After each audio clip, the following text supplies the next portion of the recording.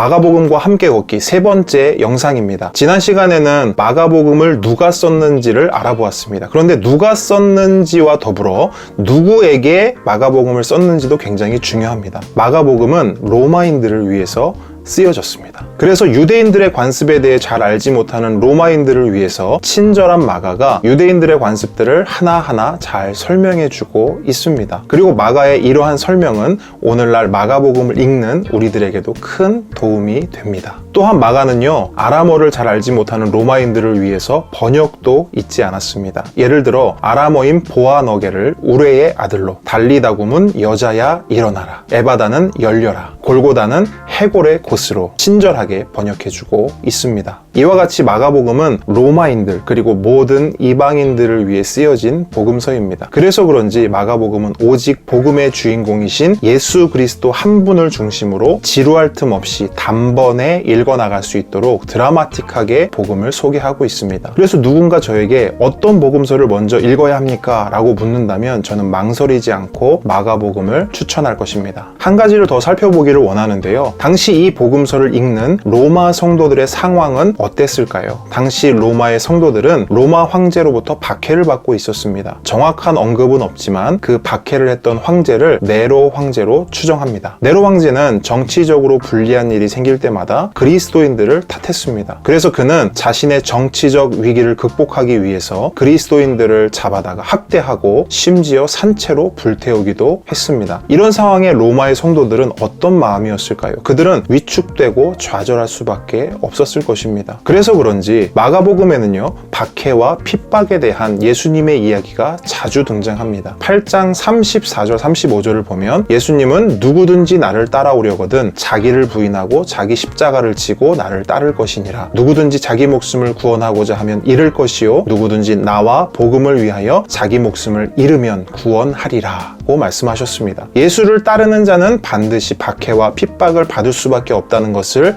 말씀하시는 겁니다. 또한 10장 30절을 보면 현세에 있어 집과 형제와 자매와 어머니와 자식과 전토를 100배나 받되 박해를 겸하여 받고 내세의 영생을 받지 못할 자가 없느니라고 말씀하셨습니다. 이는 예수를 따르는 자에게는 현세의 축복과 더불어 현세의 박해도 있다는 것입니다. 예수 믿고 복만 받는 법은 없습니다. 예수의 복을 누리려면 예수와 함께 박해와 핍박도 함께 받아야 하는 것입니다. 그것이 십자가의 길입니다. 마지막으로 13장 8절을 보면 민족이 민족을, 나라가 나라를 대적하여 일어나겠고 곳곳에 지진이 있으며 기근이 있으리니 이는 재난의 시작이니라고 말씀하셨습니다. 마지막 때가 되면 이전에는 감히 상상할 수도 경험하지도 못한 그러한 심각한 박해와 핍박이 있을 것이라는 예수님의 말씀입니다. 이와 같이 마가복음은 성도라면 박해를 받을 수밖에 없음을 말하고 있습니다. 마치 운명과 같이 박해를 받아들이라고 말입니다. 하지만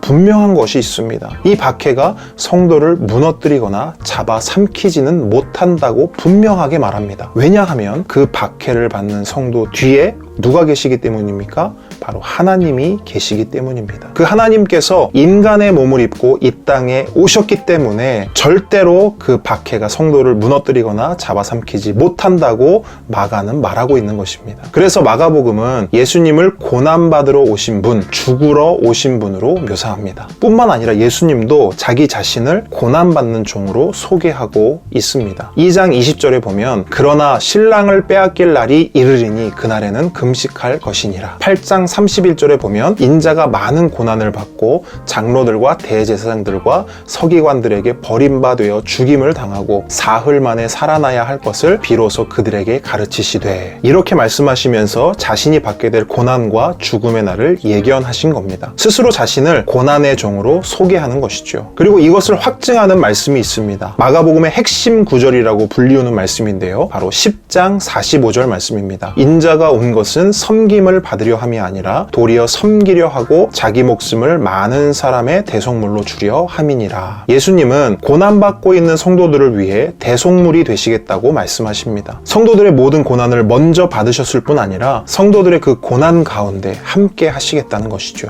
이처럼 마가복음은 박해와 핍박 가운데 있는 로마의 성도들 뿐만 아니라 모든 고난받는 성도들에게 큰 위로가 되는 복음서입니다.